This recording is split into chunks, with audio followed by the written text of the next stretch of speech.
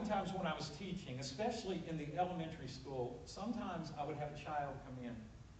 And you could tell that the child was upset about something, and I would ask him and said, like, my parents are getting a divorce. Oh, I'm sorry. And oftentimes, incorrectly, they would respond, yes, it's my fault. Sometimes when you're dealing and seeing people that are in abusive situations, whether it's a spouse or whether it's a child or whatever, oftentimes they will respond incorrectly, it's my fault. Sometimes my parents are fighting. Why are your parents fighting? Wrongly, again, it's my fault.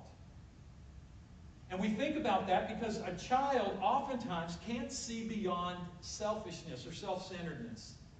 Think about from a 2-year-old on, when they're playing with toys, it's always mine, mine. They can't see beyond themselves. But Paul tells us in his word, when I was a child, I spoke as a child. But then when I became an adult, I put away childish thoughts and things. And so, as we grow up, we learn that it's really not always about us.